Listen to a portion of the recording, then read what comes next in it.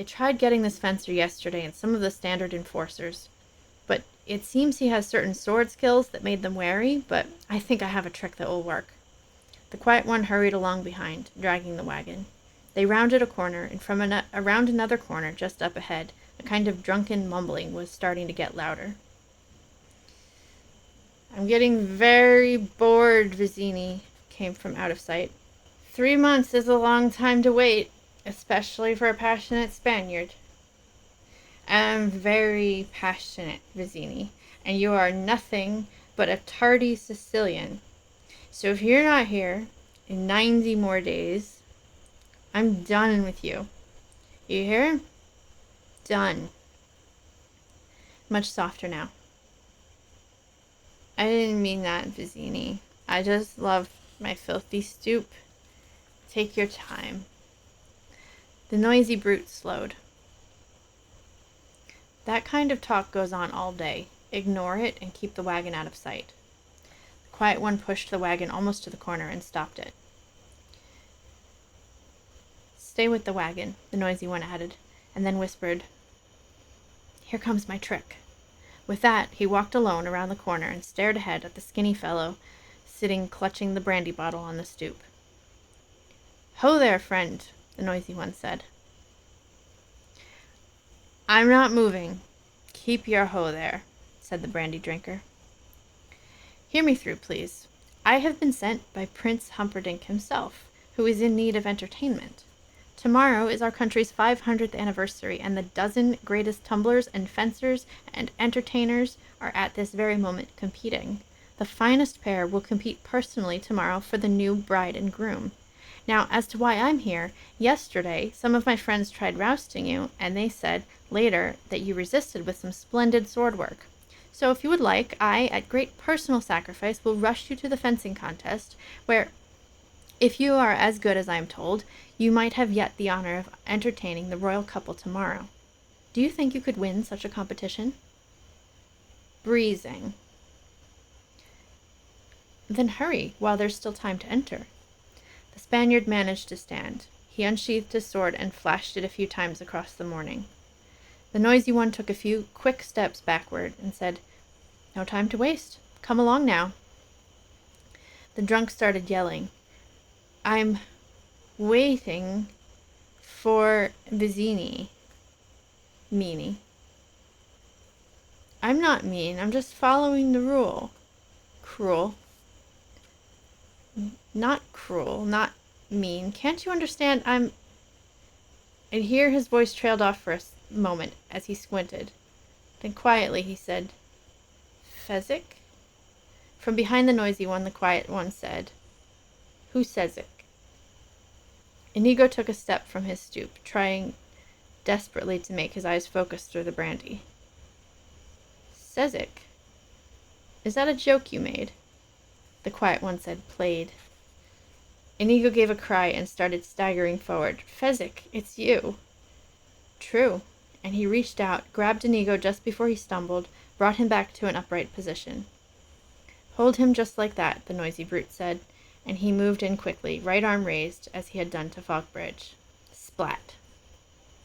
Fezzik dumped the noisy brute into the wagon beside Falkbridge, covered them both with a soiled blanket, then hurried back to Inigo, whom he had left leaning propped against a building. "It's just so good to see you," Fezzik said then. "Oh, it is, but—" Inigo's voice was winding steadily down. "I'm too weak for surprises," were the last sounds he got out before he fainted from fatigue and brandy and no food and bad sleep and lots of other things, none of them nutritious. Fezzik hoisted him up with one arm, took the wagon in the other, and hurried back to Falkbridge's house. He carried Inigo inside, placed him upstairs on Falkbridge's feather bed, then hurried away to the entrance of the thieves' quarter, dragging the wagon behind him. He made very sure that the dirty blanket covered both the victims, and outside the entrance the brute squad held a boot count of those they had removed.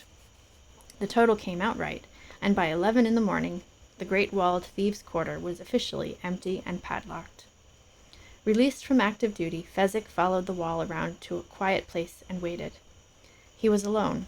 Walls were never any problem for him, not so long as his arms worked, and he quickly scaled this one and hurried back through the quiet streets to Falkbridge's house. He made some tea, carried it upstairs, force-fed Inigo.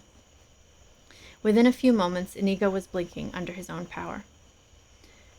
"It's just so good to see you," Fezzik said then. "Oh, it is, Inigo agreed.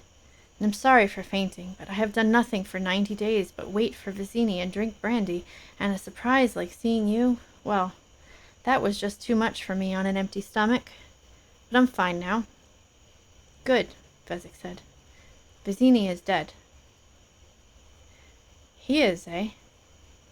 Dead, you say? And then he fainted again.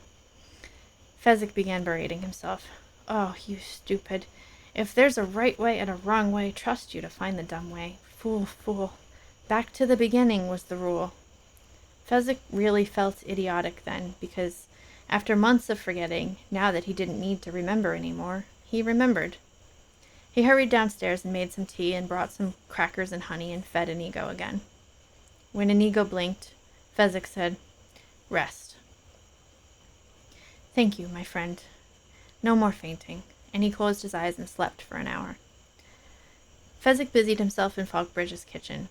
He really didn't know how to prepare a proper meal, but he could heat and he could cool and he could sniff the good meat from the rotted, so it wasn't too great a task to finally end up with something that once looked like roast beef and another thing that could have been a potato.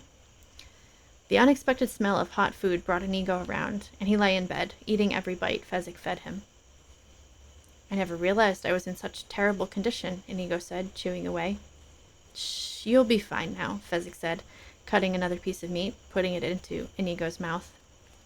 Inigo chewed it carefully down. "First you appearing so suddenly, and then, on top of that, the business of Vizzini. It was too much for me."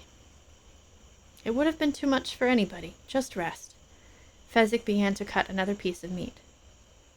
"I feel such a baby, so helpless," Inigo said, taking the next bite, chewing it away. "You'll be as strong as ever by sundown," Fezzik promised, getting the next piece of meat ready. "The six-fingered man is named Count Rugen, and he's here right now in Florence City."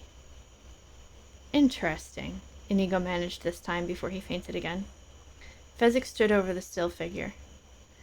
"Well, it is so good to see you," he said, "and it's been such a long time, and I've just got so much news." Inigo only lay there. Fezzik hurried to Falkbridge's tub and plugged it up, and after a lot of work he got it filled with steaming water, and then he dunked Inigo in, holding him down with one hand, holding Inigo's mouth shut with the other, and when the brandy began to sweat from the Spaniard's body, Fezzik emptied the tub and filled it again, with icy water this time, and back he plunged Inigo. And when that water began to warm a bit back, he filled the tub with steaming stuff, and back went Inigo, and now the brandy was really oozing from his pores, and that was how it went, hour after hour, hot to icy cold to steaming hot, and then some tea, and then some toast, and then some steaming hot again, and more icy cold, and then a nap, and then more toast, and less tea, but the longest steamer yet. And this time there wasn't much brandy left inside, and one final icy cold, and then a 2-hour sleep until by mid-afternoon they sat downstairs in Falkbridge's kitchen, and now, at last, for the first time in 90 days, Inigo's eyes were almost bright. His hands did shake, but not all that noticeably, and perhaps the Inigo of before the brandy would have bested this fellow now in 60 minutes of solid fencing. But not too many other masters in the world would have survived for 5. "Tell me briefly now, while I've been here with the brandy. You have been where?" "Well, I spent some time in a fishing village, and then I wandered a bit, and then a few weeks ago I found myself in Gilder, and the talk there was of the coming wedding, and perhaps a coming war, and I remembered Buttercup, when I carried her up the cliffs of insanity. She was so pretty and soft, and I had never been so near perfume before that. I thought it might be nice to see her wedding celebrations, so I came here. But my money was gone, and then they were forming a brute squad and needed giants, and I went to apply, and they beat me with clubs to see if I was strong enough, and when the clubs broke, they decided I was. I've been a brute first class all this past week. It's very good pay." Inigo nodded. "All right. Again, and this time please be brief, from the beginning. The man in black. Did he get by you? Yes. Fairly, too. Strength against strength. I was too slow and out of practice. Then it was he that killed Vizzini. That is my belief. Did he use his sword or his strength? Fezzik tried to remember. There weren't any sword wounds, and Vizzini didn't seem broken. There were just these 2 goblets and Vizzini dead. Poison is my guess. Why would Vizzini take poison? Fezzik hadn't the least idea. But he was definitely dead. Fezzik was positive. Inigo began to pace the kitchen, his movements quick and sharp, the way his movements were before. All right. Vizzini is dead. Enough of that. Tell me briefly where the 6-fingered Rugen is, so I may kill him. That may not be so easy, Inigo, because the Count is with the Prince, and the Prince is in his castle, and he has pledged not to leave it till after his wedding, for he fears another sneak attack from Gilder, and all the entrances but the main one are sealed for safety, and the main doors are guarded by 20 men. Inigo said, pacing faster now. If you fought 5 and I fenced 5, that would mean 10 gone, which would be bad, because that would also mean 10 left, and they would kill us. But, and now he picked up his pace even more, if you should take 6 and I took 8, that would mean 14 beaten, which would not be as bad, but still bad enough, since the 6 remaining would kill us. And now he whirled on Fezzik. How many could you handle at the most? Well, some of them are from the brute squad, so I don't think more than 8. Leaving me 12, which is not impossible, but not the best way to spend your first evening after 3 months on brandy. And suddenly Inigo's body sagged, and in his eyes, bright a moment ago, now there was moisture. What has happened? Fezzik cried. Oh, my friend. I need Vizzini. I am not a planner. I follow. Tell me what to do, and no man alive does it better. But my mind is like a fine wine. It travels badly. I go from thought to thought, but not with logic, and I forget things, and help me, Fezzik, what am I to do? Fezzik wanted to cry now, too. I'm the stupidest fellow that was ever born, you know that. I couldn't remember to come back here, even after you made up that special lovely rhyme for me. I need Vizzini. But Vizzini is dead. And then Inigo was up again, blazing about the kitchen, and for the first time his fingers were snapping with excitement. I don't need Vizzini. I need his master. I need the man in black. Look, he bested me with steel, my greatness. He bested you with strength, yours. He must have outplanned and outthought Vizzini, and he will tell me how to break through the castle and kill the 6-fingered beast. If you have the least notion where the man in black is at this moment, relate quickly the answer. He sails the 7 seas with the dread pirate Roberts. Why would he do a thing like that?